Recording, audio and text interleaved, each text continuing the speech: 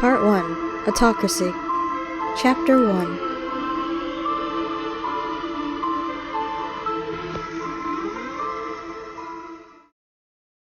A white picket fence with 3 kids, a loving husband, and a dog.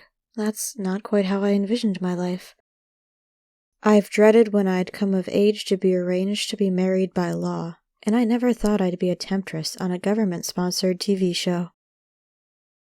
Catalina's head was still reeling about the next step she'd have to take. Being on the show was her brother's only chance, but he'd just encountered a relapse and she really didn't want to leave him. Her madre came into the bedroom and screeched. Nothing was packed. Kat just stared out the window into space. "Catalina, don't you need to pack?" Madre asked. Kat nodded. Madre glanced at the clock in a panic. "You're going to miss your flight to San Diego. We need to leave ASAP." "I wanted to spend a little more time with Corey." "I'm sure he'll miss you." "I will miss him too," Kat sighed. "Madre, I'm not sure I should go." Madre's brow knitted. "Mija, you have to. It's the only chance Corey has. We'll never be able to come up with the money in time." "But I won't know how Corey is doing." "He's better for the time being. We both know that won't last." Madre blew out her breath. "The doctor said Corey has time, but he needs the research medicine before it progresses to the next stage." The weight of a ton of bricks pressed against her chest. Guilt that she had no choice but to go. What if the experimental meds didn't work and she missed out on precious time with him? Corey seemed to be doing somewhat better, but he'd just been released from the hospital this morning. The only way to be contacted on the island was if... No. Kat refused to let her mind wander there. She had to remain positive. On top of that, she wasn't thrilled about being on the trials. She was far from a fan of the hit reality TV show, but most of society respected the couples, the chosen candidates. The tempt men more or less got a slap on the back, but the majority of the temptresses got referred to as sluts or worse. "I know what's at stake, Madre. I just wish this wasn't the only way. I will go say bye to Corey, and then I'll pack." Kat shifted her weight. "I don't have much. My temp coordinator took me shopping for a whole new wardrobe last week, remember? It's all being shipped to Oahu, and will be waiting for me when I get there." Her mother wasn't listening, determined to get them on their way. She went into her closet, whipped out a tote bag, and started throwing things inside. Kat shook her head as she left the room. Kat plastered on a bright smile as she entered her little brother's bedroom. Corey looked so different from the vibrant boy she'd known a year ago. He'd lost weight. His cheeks were sunken. He lay in bed, his complexion pale. When he saw his favorite sister, as he always called her, his only sister, Kat would laugh. His eyes lit up. That made her feel better. "Hey, Kat, how's my favorite sis?" "I'm your only sister. How are you doing?" "Better, now that you're here." Going over to his bed, she ruffled his hair. "You're so sweet, Pooh Bear, but I came to say goodbye."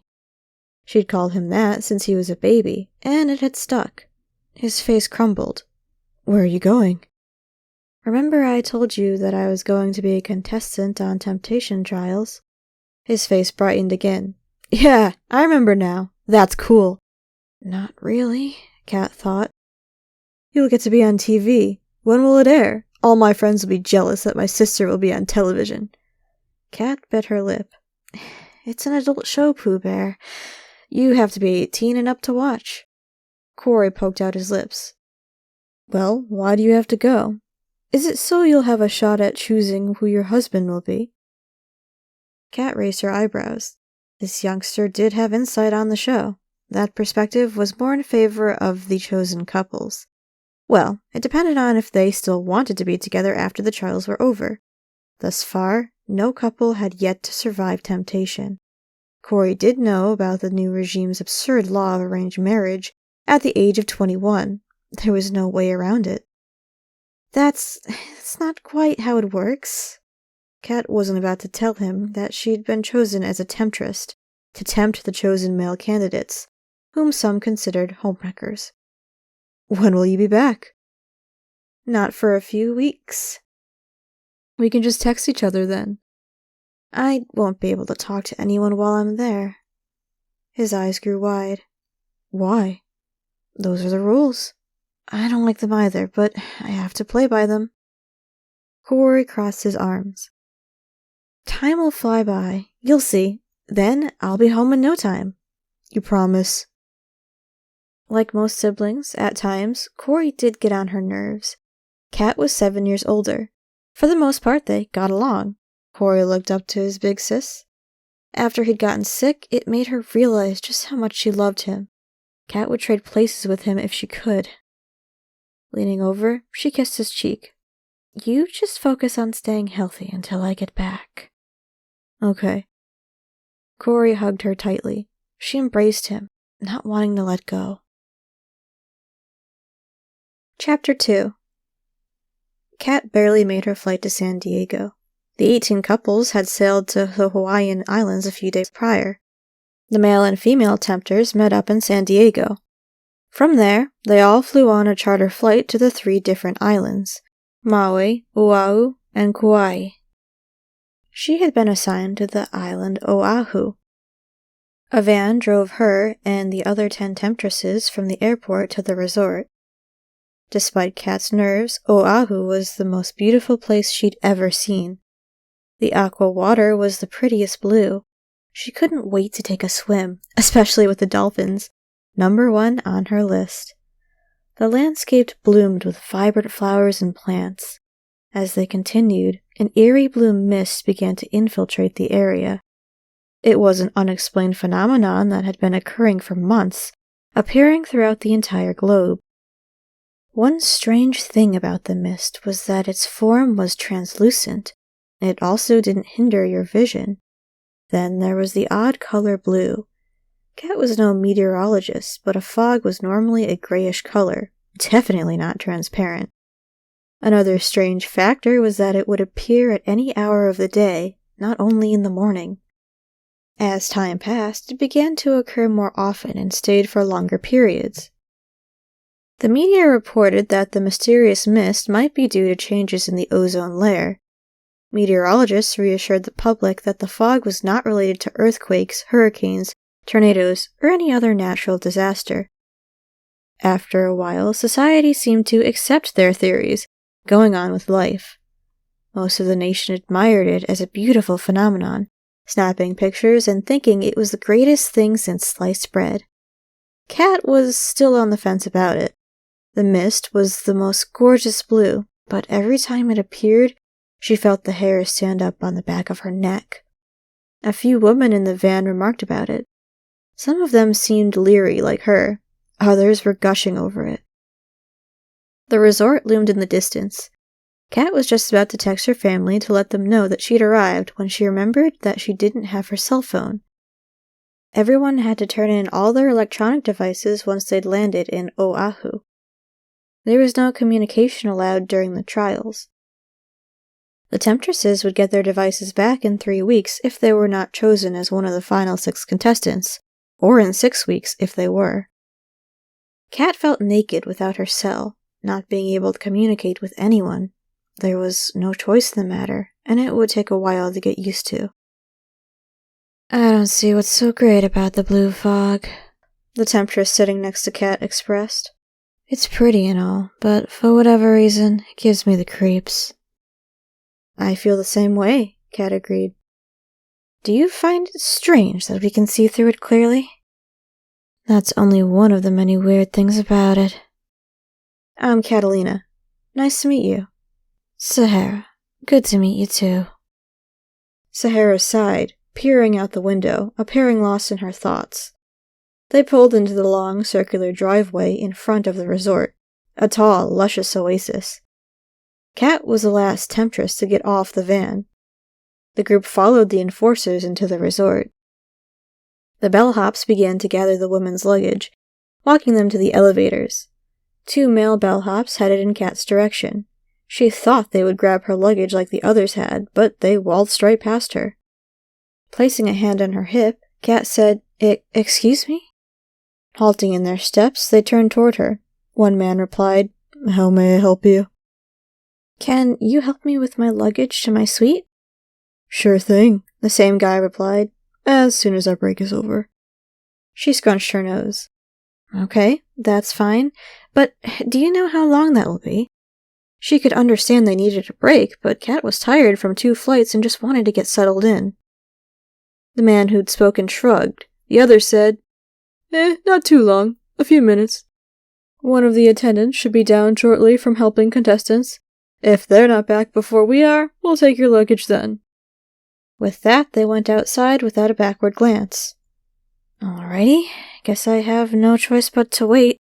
Those two don't strive for excellence in customer service, thought Kat, shaking her head. Kat twiddled her thumbs, taking in the luxurious hotel. The decor featured a beach theme. The sofas, chairs, coffee tables, and other pieces looked expensive. Enforcement lurked about. It was bizarre they all wore sunglasses inside. It must be part of their trial's uniform. The enforcer in charge, Gonad, was touching the brim of his shades. A light emanated from them. He stood as still as a statue while he fiddled with the shades. Every so often, Enforcer Gonad would touch the rim or swipe his finger across thin air. At first, Kat was stumped until she realized that he must be looking at something only he could see. Enforcement was close by, guarding the area. Staff members were at the desk, going about their daily routines. During the 6 weeks the show aired, the Temptresses and 6 chosen male candidates would be the only guests at the hotel. As a popular tourist site, at least there would be plenty to do, from surfing to snorkeling, and the list went on. The regime was sponsoring the dates. Another perk was that all food in the downstairs restaurants was free. They only had to pay for essentials like hygienic products, sporting goods, or if they wanted to use one of the spa retreats. Kat took a seat on the plush sofa in the large lounge area, which had an enormous flat screen that looked over 100 inches wide. After waiting for 20 minutes, her nostrils flared. The 2 bellhops had yet to return, and none of the others had either. Screw this! I'll just take my luggage myself, Kat thought, huffing. Irked that the staff had helped every temptress but her, she misjudged the steps to the elevator and tripped. Barely catching herself from face-planting, Kat continued to struggle with her large 2 suitcases. She jumped, hearing a male's voice. You got a load there. Need a hand? Scrunching her nose, she whipped her head in his direction. A bellhop must have finally decided to help. She wasn't in the mood for him to crack jokes. When Kat spotted the guy who'd addressed her, she lost her frown quickly. She tried not to ogle him, which proved difficult. His alluring gray eyes reminded her of platinum. They were so light that she felt he could see straight through her. She knew the men had already arrived. She'd just expected to meet him at the intro party this evening, not bump into any of them blindly. Gathering herself, Kat replied, Oh, hi. I thought you were a bellhop trying to be funny. What do you mean? His forehead wrinkled. Come to think of it, why aren't they helping you? 2 of them are outside on a smoke break. They told me they'd be with me in a minute. That was 20 minutes ago. Kat shrugged. I got tired of waiting. I want to get settled. I almost missed my flight to get to San Diego. She blew out her breath. More so, I'm just ready to get these 6 weeks over and done with. He smirked. You just got here and you're ready to leave? Giving him a shy grin, she figured she sounded like a nutjob. Well, the sooner it's over, the sooner I can go home. He raised his eyebrow. She continued pulling her luggage. Let me help you, he offered, reaching for her 2 suitcases. She smiled warmly. I'd appreciate that. He looked her over from head to toe. Is he checking me out? Pondered Kat, unable to contain her smile. Kat's heart raced. It shouldn't please her. She was only here for one reason. As he was offering to help her, she should at least introduce herself. Extending her hand, she said, I'm Catalina, by the way. I take it you're here for temptation. Yeah, you as well? She nodded. Nice to meet you. I'm Kincaid. He shook her hand.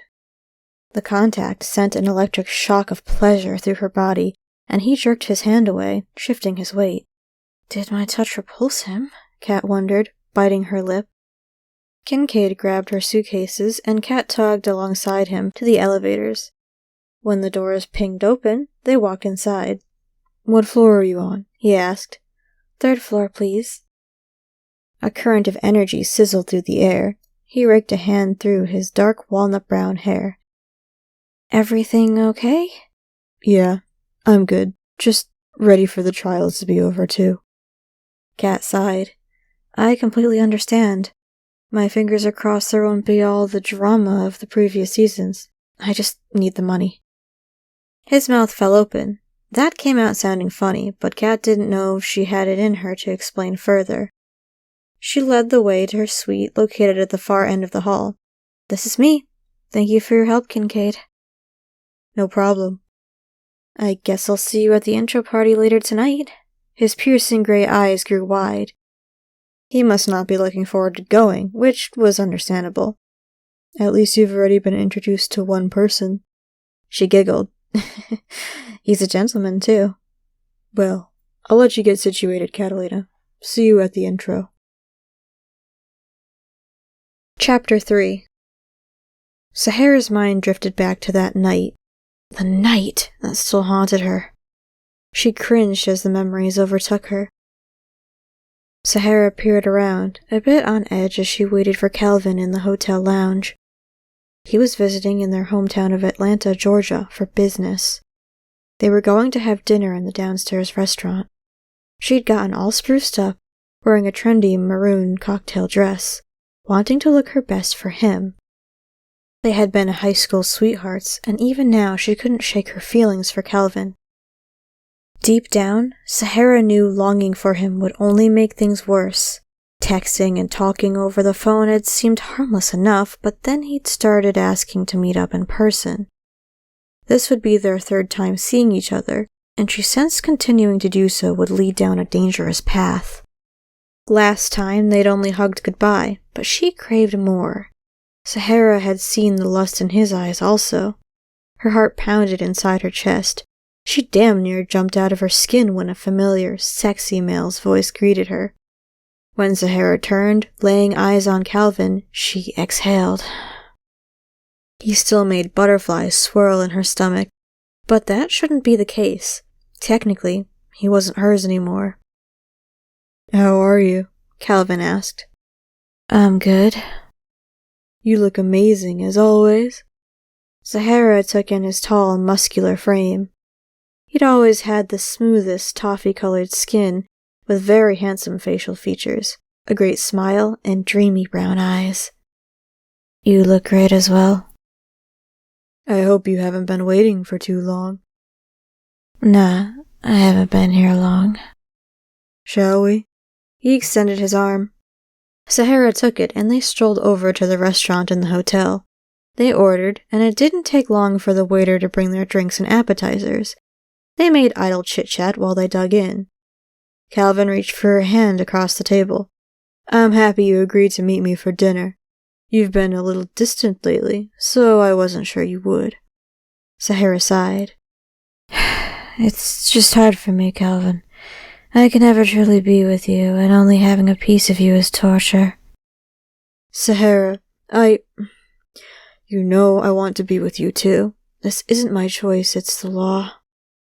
"The bottom line is that you're married now. If someone finds out and reports us, we'll be penalized." Calvin was a lot of Sahara's firsts. Her first love, the first and only man she'd ever been intimate with. He was almost a year older than her. He'd been married off recently. Since then, it had been grueling. At first, Sahara wasn't sure how she'd survive.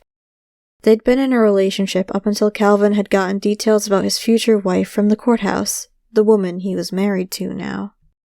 Time was a ticking bomb for Sahara. She would be turning 21 soon, and then the government would choose her husband. This was a no-win situation that was bound to explode in their faces. Why does the regime have to enforce this ridiculous law? I guess the government wants to show they have absolute power. They're doing a fine job to be able to control who you loved, Sahara thought, sighing. The waiter chose that moment to interrupt. They both jumped. The server placed their food down. Sensing the tension in the air, he asked them if they needed anything, and then left quickly. Having lost her appetite, Sahara picked at her food.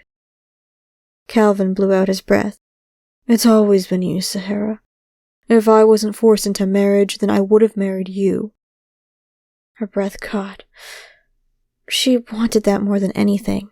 The reality was that it would never happen. Divorce was not allowed. Calvin continued. "I know this isn't how you pictured our life, but if this is the only way that I can see you, spend time with you, then I'll take it. I don't want to lose you, Sahara." "I want to be able to see you also. This just seems impossible." "Life is what you make of it. We may have to follow the rules, but the government can't truly control our hearts." "True, but they sure can make a mess of them." They finished their meal, neither one saying much. "Come with me to the hotel's courtyard. It has a garden and waterfall. I think you'll like it." Sahara followed him to the atrium. There were a few guards roaming about. Sahara whipped her head from side to side, paranoid someone would notice them, report them. Once they arrived, her shoulders relaxed. The area was full of wonderful-smelling flowers. A huge water fountain stood out as a beautiful work of art. It was funny that the statue they'd chosen was Cupid, shooting water from his arrow. The glass ceiling was vaulted, and tonight you could see the stars. They were the only two here, making the moment more intimate. Calvin turned toward her. "Sahara, I still love you." "I love you too, Calvin, but it doesn't change our circumstances." "Let me show you how much you mean to me, sweetheart. Spend the night with me." Seeing each other was dangerous enough. The fact remained that he was married, and soon she would be too. Being sexually intimate was a line she knew that once crossed, that was it. Staring into Calvin's eyes caused her to waver, seriously considering spending the night with him. Leaning down, he kissed her forehead. He continued lower, aiming for her lips. Caught up in his love spell, Sahara was seconds from giving in and saying, "Fuck it." She wanted to live in the moment, consequences be damned. But the thought of who else Calvin had been kissing crossed her mind. Right before his lips made contact, Sahara pulled back. "Do you love your wife?" She needed to know the truth. Somehow it mattered. Maybe because that was what the reality was. "I do care about her. I won't lie and say that I don't, but I'm not in love with her. I haven't known her long enough, and how can I truly be in love with her when I still feel this way about you?" There was one more question that Sahara had to know, something that she never dared ask before. "You've had sex with her, though, I'm sure." Calvin looked away, and that was all the confirmation she needed. She couldn't go through with this knowing that as soon as he returned home, his lips would be on her. He'd be inside her, too. Sahara wasn't about to be his mistress, especially when her heart was on the line. She stepped back. "I'm sorry, but I can't do this." Calvin's face crumpled. "I want you so badly, but it doesn't have to be tonight." Sahara shook her head. "No, I can't do this, period." His brow furrowed. "What do you mean?" "I don't think we should see each other anymore, or talk over the phone." He lifted her chin, forcing her to look at him. "Please don't do this. Just because I care about her doesn't mean I love you any less." His brown eyes seared her to the point that her heart really felt in pain. This was why she couldn't go through with this. "But you'd be okay with sleeping with us both?" Calvin flinched. "It's not like that. You're the person that I would choose if I had a choice in the matter." Though that might be true, it still didn't change a damn thing.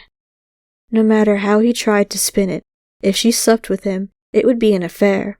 Sahara would be the other woman. Her heart couldn't take it. She had to end it now before it was too late. She backed further away. "I will always care about you, Calvin. I just can't do this. I'm sorry. Please don't call me anymore." Turning on her heels, she almost ran from the hotel. She heard him calling her, begging her not to leave, but she didn't turn back. Sahara shook her head, attempting to rid herself of the dreadful memory. Involving herself with Calvin had been a mistake that had cost her a lot, leading up to the situation she was in now, being a temptress for Season 6 of the Temptation Trials. This was a step she needed to take in order to have a clean slate. This was her one chance to make things right in her life again, even though she wasn't thrilled about being a contestant on the show. The world was still recuperating from war. Different news stations and government-sponsored reality shows were the only things aired on television. That was it, besides the minimal sports channels, which only the upper class had privileges to. That was the reason Temptation Trials was a hit show. The entire nation watched it. All of Sahara's dirty laundry would be aired. She hadn't applied for the show to cause havoc in the chosen couple's lives, but she figured she might be chosen to go on a date. Sahara could go with the flow of harmless dating, and when it was over, her record would be clean. Mingle with a few men, then she could return to her life in Atlanta and start over. No harm, no foul. With her head set straight on her shoulders, she took a deep breath and entered the Temptation intro party, where she would meet the 6 chosen candidates of Season 6. Chapter 4. The intro party was being thrown downstairs in one of the party rooms. The theme featured a Hawaiian luau. There was a large tiki bar in the center, which looked like the real thing, just brought inside. Colorful furniture was spread around the area, chairs, loungers, all with an outdoor luau vibe.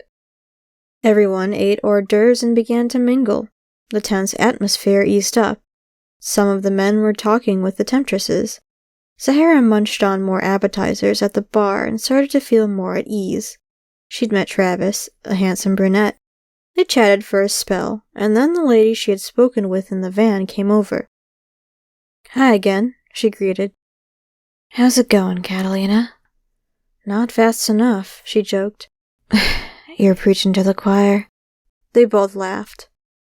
"You can call me Cat." "Will do." The party cranked up with island-themed music. 3 of the women sashayed to the center of the room, a ready-made dance floor, with a platinum blonde guy.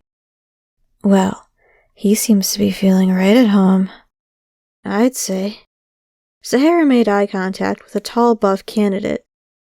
His stare made her breathing hitch. The Hispanic man sitting next to him seemed to be looking at Kat. "Do you know him?" "Who?" Kat asked, glancing in the direction Sahara indicated. Upon seeing him, her cheeks grew crimson. "Oh, yeah, we met earlier. He's super sweet, helped me with my luggage." "Well, it looks like he's coming this way." Kat turned even redder, as though she really liked him. "Hi, Catalina," the guy greeted when he approached. "Fancy running into you here," Kat said. "What are the chances?" He gave her an endearing smile. "Want to take a stroll to the indoor patio?" "Sure. Why not?" She turned to Sahara. "Catch you later." "Sure thing." Not long after they walked away, an enforcer graced Sahara with his presence. She immediately tensed, thinking something was wrong.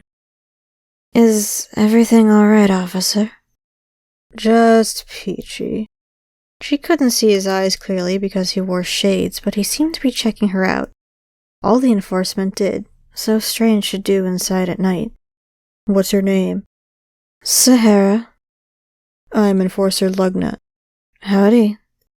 Lugnut's gaze didn't falter. His eyes seemed to be focused on her boobs. She was beginning to think that she was an item on the menu. "Are you enjoying your stay here?" "It's good so far." "You sure are a pretty little thing." Sahara shifted her weight. This definitely was not an appropriate conversation. "What can I do for you?" "How about, in your downtime, we hook up?" "Is this guy serious?" wondered Sahara. She gaped at him. "I don't think that's a good idea. I'm only here to tempt the chosen contestants." Sahara replied, attempting to move away, but Lugnut grabbed her elbow. When she tried to snatch her arm, he only held it tighter. "Don't be like that, sugar." Moving in quickly, the buff candidate sneered. "Is everything okay?" Sahara relaxed her shoulders. "I was just leaving." "I'll walk with you," he told her.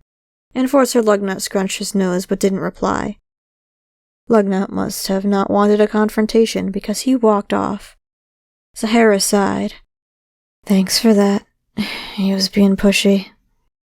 "That clown is a trip." He narrowed his eyes in the direction Lugnut had gone to stand by one of his peers. Rolling her eyes, she replied, "Enforcer Lugnut needs to worry about his duties while he's on the clock." "Nice name." "That's what he told me it was." His eyebrows rose. "You're kidding."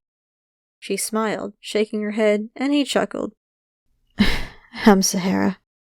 Getting a better look at him, Sahara couldn't stop her eyes from roaming all over him. Tall, muscular, and his toffee-colored skin looked as smooth as silk, not to mention how attractive he was. Mirroring her ogling, the guy must have realized that he was checking her out also, because he diverted his gaze quickly.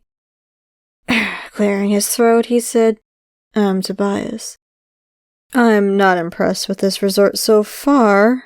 It's nice, not a more gorgeous place in the world, but the staff could use some training in etiquette." Sahara giggled. "Yeah, I don't think he was getting the hint." "No problem. It looked like you needed a scapegoat." "You read my mind. So, where are you from?" "San Diego. You?" "My mom was born in the Dominican Republic. She married my father and moved to Nashville when she was pregnant with me." "At least she made it to the UO before it all went to hell, turning the world into a dictatorship." Sahara nodded. After World War III, the United States became the United Origins, where the new regime took over. The war took place when Sahara was a young child, so she didn't remember it or how life was beforehand.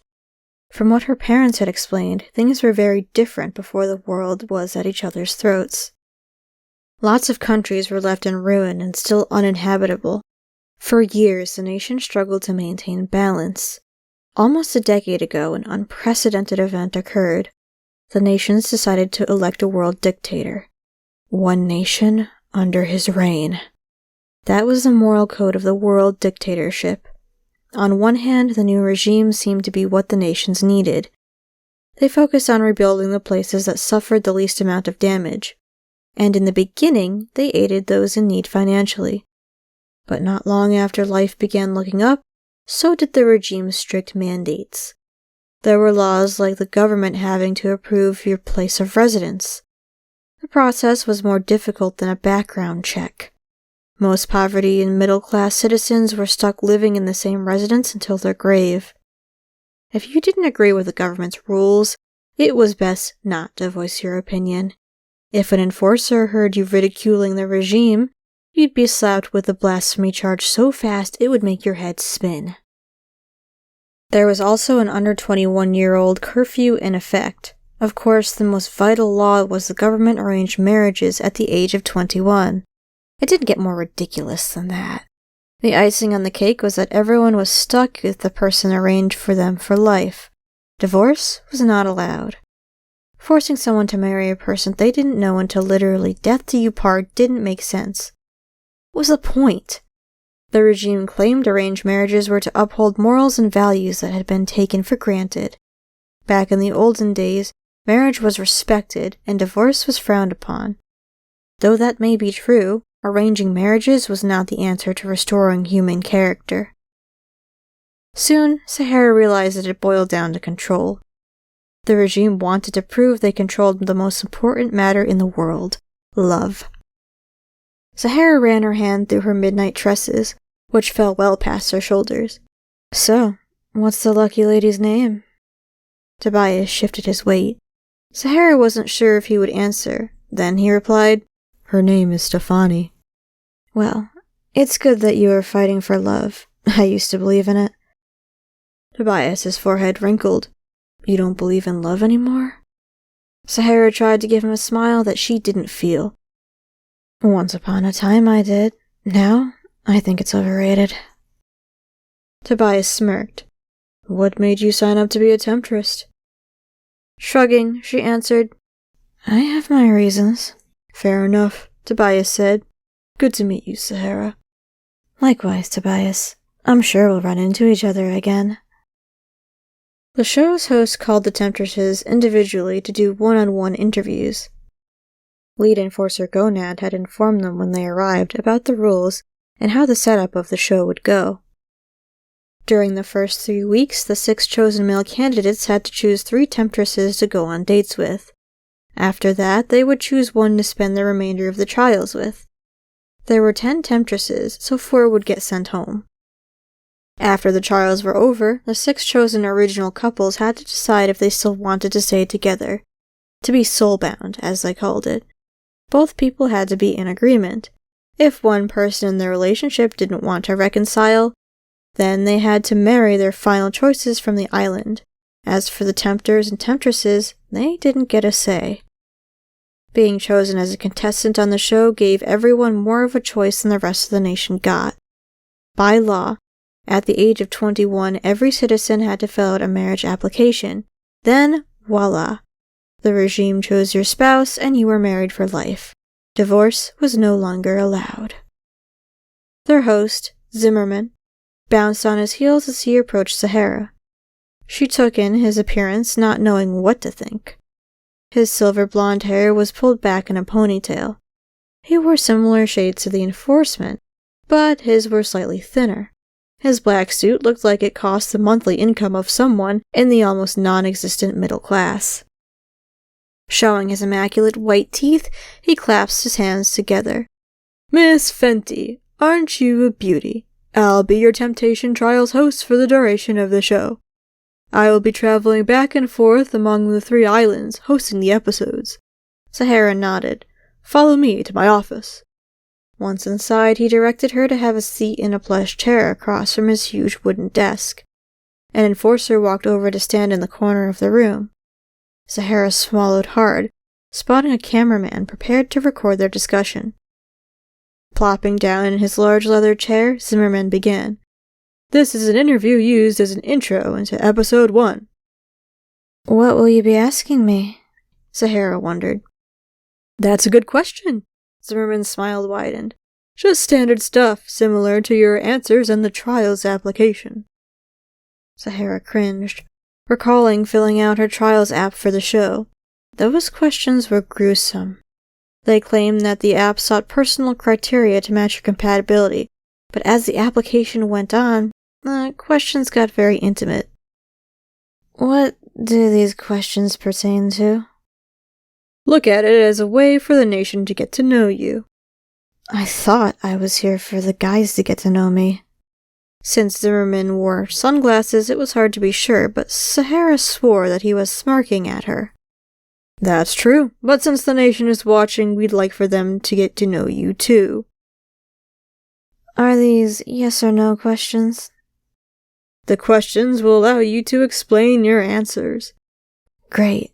This sounds like more probing, Sahara thought, wishing that she could get out of this. Well now, let's begin. The first one is for general character. How would you describe yourself in 1 word? Only 1 word? Sahara shifted in her seat. Zimmerman nodded. I would say determined? He chuckled, but Sahara didn't see what was amusing. Determined about successes in life or fulfilling your dreams? Both. Zimmerman clasped his hands together. Then he lifted a small black electronic tablet. Let's get into the more intriguing questions. If you married your soulmate and your spouse died, do you believe that you could ever fall in love again? He leaned back in his chair, waiting for a reply. Well, that's kinda hard to say. I don't believe in soulmates. He raised his platinum eyebrows. Really? Well, enlighten us. Sahara sighed, not wanting to go into details and not being sure if true love existed. Is love real if it can be ripped away from you so easily? Pondered Sahara. I don't know enough on this subject to speak honestly. Sahara said instead, We'll let you throw in the towel on it for now. Zimmerman glanced at his electronic tablet, then back at her. Do you believe that you can be in love with two people at the same time? Hell, she wasn't sold on the idea of love at all, let alone loving two people at once. Nope, I don't. Next question. What sin do you think is worse, envy or greed? I guess it would depend on the extent of someone's envy or greed. If a person was envious and wanted revenge, that could be disastrous. Or if someone was greedy enough to commit robbery or steal, that could also end in catastrophe. A point well made. Do you believe that 21 is too young for marriage? Yes. Do you believe in giving a person a second chance if they make a mistake? It depends on what they've done. Taking a quick glimpse at his tablet, Zimmerman asked, This is an interesting one. If you had to choose one child was burned alive or 3 adults were stabbed to death, which situation would you choose? Saving the one child's life or the 3 adults? This was some sick query shit. What would her answer prove? Would the nation judge her by her reply? That's difficult to answer. Well, try. I'm not sure I can. Zimmerman scratched his temple. That's a shame. The more questions you answer honestly, the better chance of the public getting to know you. It may even help for when you return. I have heard you've had a rough time lately. It took a moment for Sahara to register what he was saying, and then her mouth dropped open. The bastard was trying to throw the past in her face. Taking a deep breath, she replied, I would say that all human life is equal, but in that case, I would choose to save the baby from burning. So you would choose to save one life over 3? The 3 adults have already lived. The baby's life has just begun. So, yes, in that scenario, I would. Interesting take on the situation. Sahara narrowed her eyes. Will that be all? She'd cooperated, and now she wanted to leave. She had just met the man, and he had already shown that he didn't play nice. That's all for now, Miss Fenty. I'll see you soon, when it's time for the tempting to begin. Sahara shook her head as she left the office. She was in for a tidal wave of drama if this man was any indication of what the trials held. Kat's eye grew large when she saw the interview would be recorded. Don't be alarmed, Miss Diaz. These are all just standard questions for the first episode of the trials. What kind of stuff will you be asking? Oh, nothing too difficult. Some questions might be similar to what you answered on your temptation trial application. Kat scrunched her nose. Was this guy serious? Remembering some of those outrageous questions on the app she'd had to fill out for the show made her want to puke. The camera panned directly to her as Zimmerman began. This one is about your character. Please, describe yourself in one word. Passionate. Zimmerman beamed. That's a lively way to describe your character. What are you passionate about? Everything. Life, nature. So you consider yourself green? Kat shrugged. I do believe in preserving our planet, but I also think you should try to make the best out of life. Fair enough.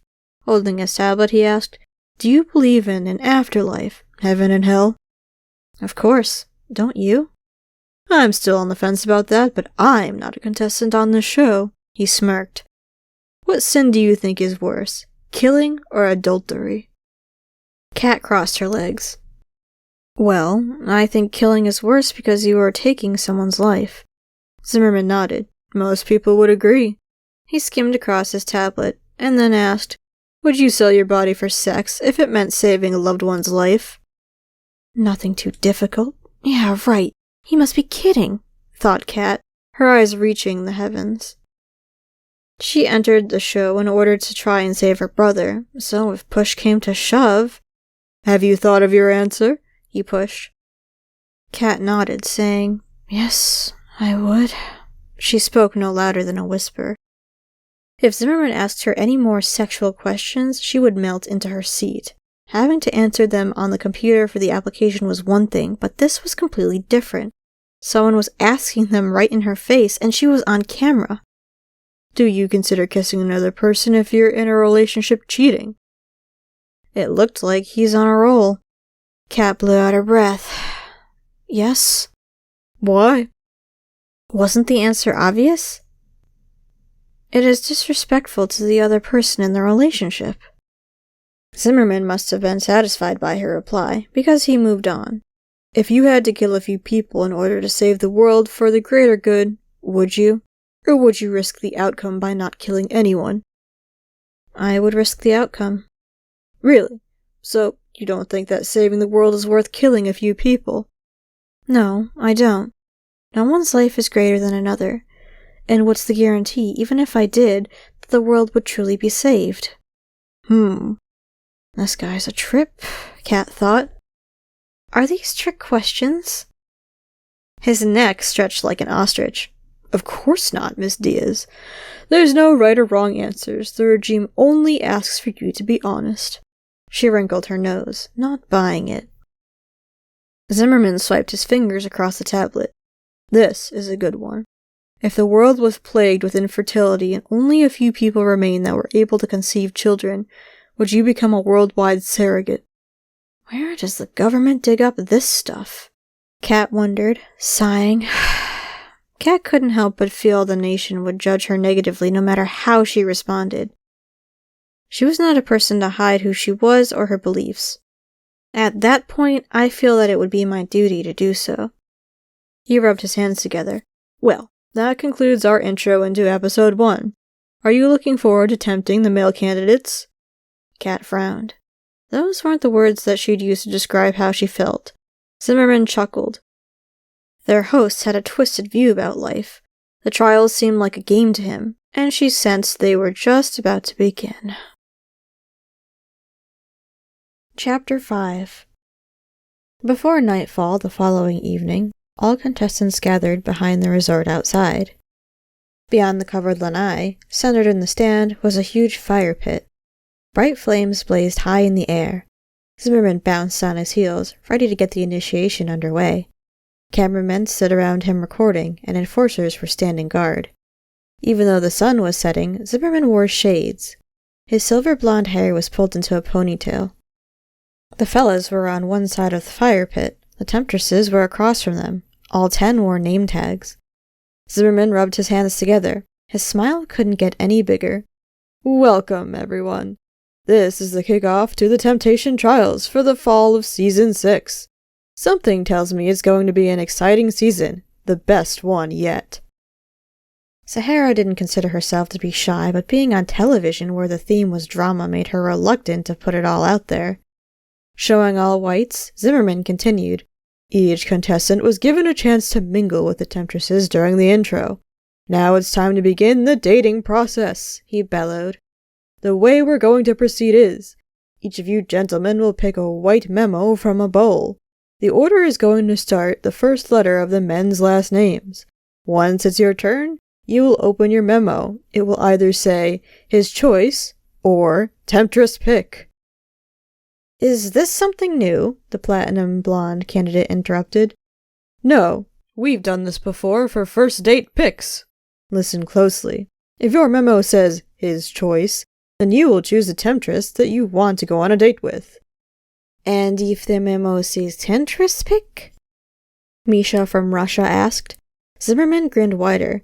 I'm glad you asked. If their memo states temptress pick, then the first lady who speaks up gets to ask that gentleman out. Do they have to accept? Asked Bethany. Their host clasped his palms together with delight. Now that's where it gets interesting. He really needed to give his overexcitement a rest. After all, it is the selected candidate's choice of who they want to date. So, they can either accept your invitation or decline and pick another temptress. Sahara changed her footing and Kat's cheeks grew scarlet. The other temptresses also had various emotions of unease.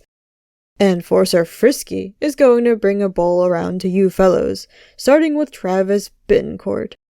After everyone has been paired, you will be assigned the destinations for your first dates, romantic places where you can get to know each other on a more personal basis.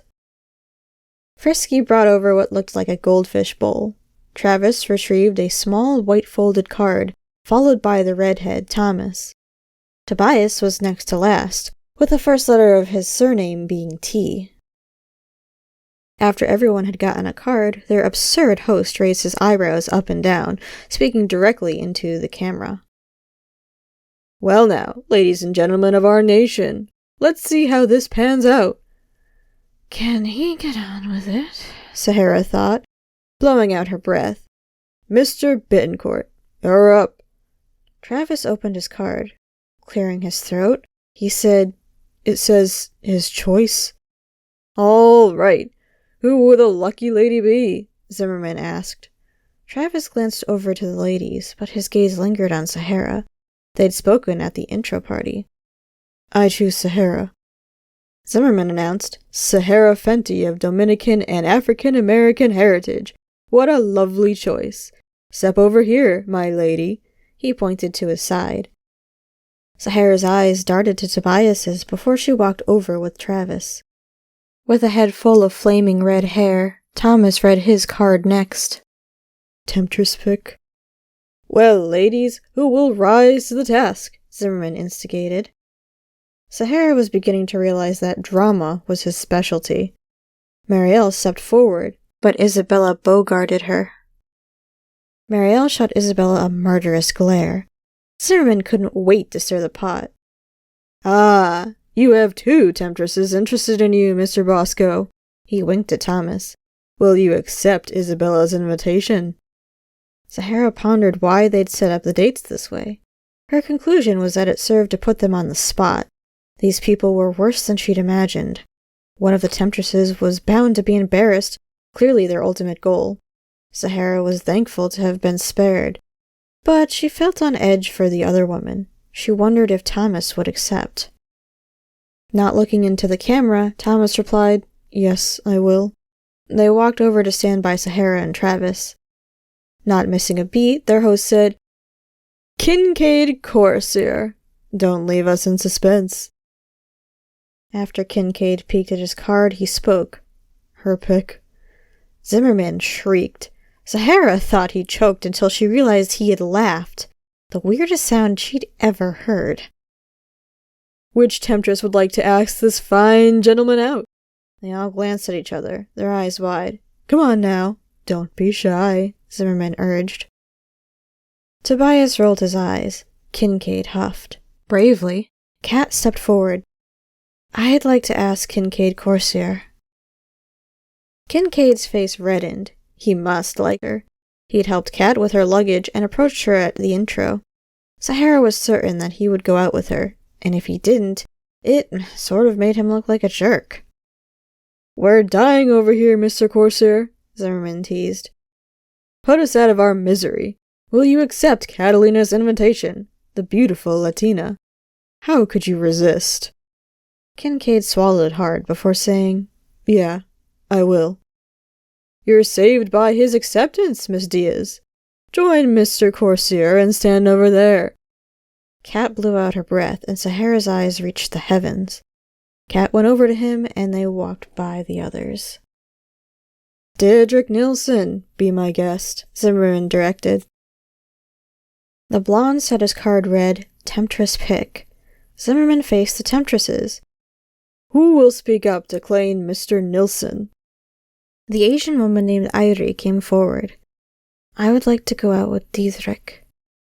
His blue eyes grew wide. Being a dick about it, he turned her down. "What? No way! I want to go with Iris." Tears sprang into Airi's eyes. Zimmerman had the nerve to laugh. Sahara's mouth gaped open. Tobias's nostrils flared, and Kincaid shook his head. "You have been summoned, Miss Almeda," Zimmerman announced. "I'm sorry, Miss Hashimoto. Maybe you'll get a date next time." That man wasn't sorry for Airi. He couldn't have been more elated. Grinning mischievously, he spun toward Tobias. "Mr. True, you're up." The group looked in his direction. Tobias stood with his shoulders high, but his brow was furrowed. Misha raked a hand through her raven tresses. A smile lit her face. She'd been eyeing Tobias the entire time. A cameraman got right into Tobias's face. After peeking at his memo, he said, "His choice?" The majority of the temptresses sighed audibly. Zimmerman probed, "And your choice will be?" "My choice is Kendra Reed," Tobias replied. Kendra whipped her head up from looking at the sand. She grinned at Tobias, walking over to him. Misha smacked her lips. Zimmerman whistled.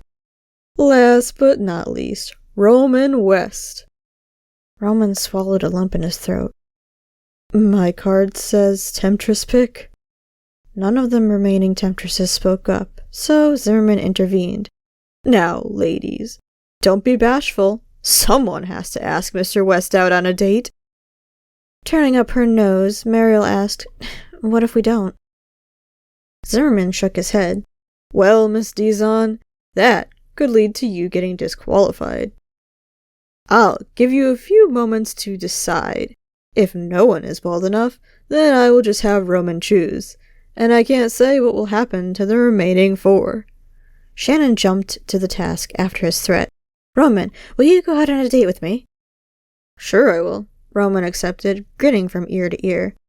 It was apparent he must have wanted to go out with her.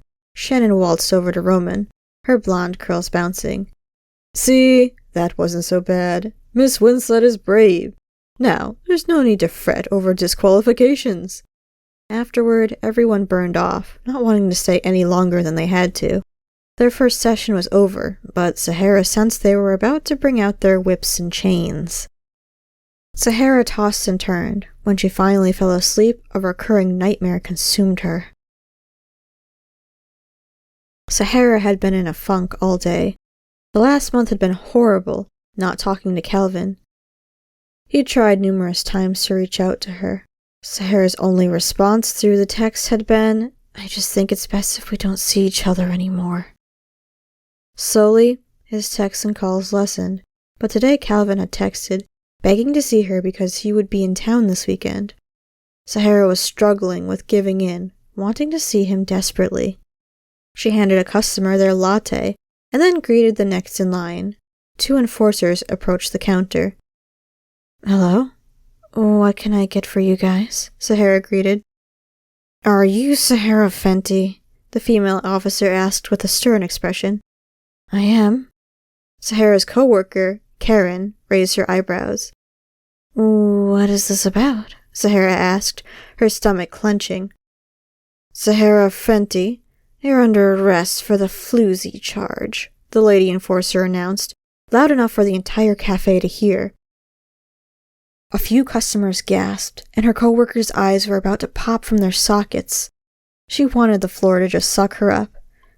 "What's the meaning of this?" Sahara questioned, having a damn good idea.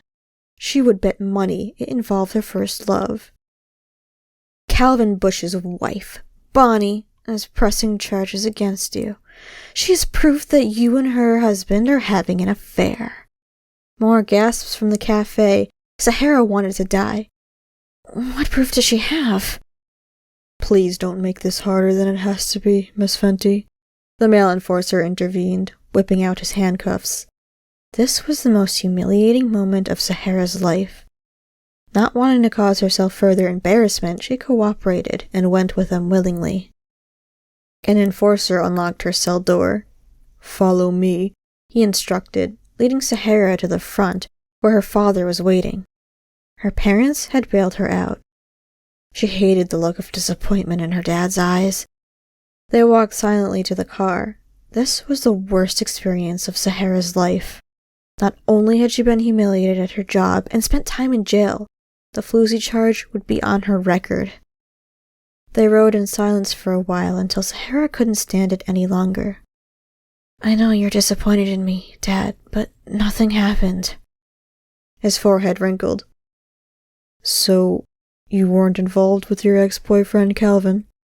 She flinched. "Well, we were communicating and I saw him a couple times, but I swear nothing came of it." "Unfortunately, you're being punished for being involved with him, period." "It's not fair." Sahara poked out her lips. We didn't have an actual affair." Her father's eyes grew wide. "I hate that you're being ridiculed in the public eye when in actuality you weren't." He cleared his throat. You two weren't involved. So that's it. They're just gonna take his wife's word for it. The world we live in today is backward. I've spoken to several lawyers and they all say the same. The text messages are enough evidence to prosecute you. Sahara's eyes watered. Don't worry, honey. You'll get through this. Your mother and I will support you no matter what. As soon as Sahara got to work, she was bombarded by her two co-workers. Sahara, what the hell? I can't believe those bastards arrested you in front of the whole cafe, Karen ranted. Sahara cringed. How are you holding up? Danielle asked. The best I can, Sahara replied. I was starting to worry. It's been a couple of days, Danielle said. My parents just bailed me out. Danielle gasped. That's awful. Are they really charging you with the floozy? Sahara sighed. It seems that way. Karen interrupted. Well, give us the deets. Who were you fooling around with? Sahara rolled her eyes. Karen had no filter. Candor all the way. Karen, you're just being rude, Danielle chastised. Sorry, but I'm dying over here for info. Danielle shook her head. Sahara figured that her co-workers would be curious. She wasn't willing to go into depth about it, but there was no way around it. Like Karen had mentioned, everyone had seen. Peggy, the assistant manager, walked into the backstaff area. When she spotted Sahara, her eyes dilated. Hi, Sahara. What are you doing here? I wanted to come in personally to get my work schedule. Peggy's eyes grew larger. Oh. Mr. Thompson didn't contact you? No, I haven't gotten any misread texts, calls, or emails from him. Step into the office. Oh shit, Karen said. Reluctantly, Sahara followed Peggy into the office, fearing what was to come. Mr. Thompson should have contacted you. I'm sorry to inform you, but you are no longer employed with us. Why? Even though Sahara knew the answer, she had to ask. I don't mean to throw this in your face, but you were charged with being a floozy. We can't allow that here. Sahara jerked, like she'd been slapped in the face. The situation with Calvin was completely ruining her life. With pride she didn't have, Sahara hightailed it out of there. Danielle rushed after her in the parking lot. Hey, I know you don't want a shoulder to cry on right now, but I wanted to tell you this. It may help you. I'm all ears, Sahara sniffled. I have nothing else to lose. I'm not sure if it's true, because I don't know anyone personally, but I think it's worth looking into. What are you referring to? I heard that if you entered the trials as a temptress and you're chosen, one of the perks is any criminal record will be wiped clean. Sahara raised her eyebrows. The trials, as in the reality show? The one and only. Sahara let out a nervous giggle. That's interesting. I don't think I could do it, though. Out of curiosity, Sahara had watched an episode or two. The show was like a sexcapade of betrayal. What floored her most was that the government sponsored it. I appreciate the info and you're looking out for me, Danielle. I'm just so overwhelmed right now. That's completely understandable. It sucks the way things are. Promise you'll keep in touch. Will do. At the time, Sahara could never imagine entering the temptation trials. Never say never. When she was not able to get another job, and then found out she wouldn't be able to apply for college, Sahara became desperate. One thing was for sure. After her experience, Sahara believed that love only happened in fairy tales, but she prayed that the trials would be her redemption.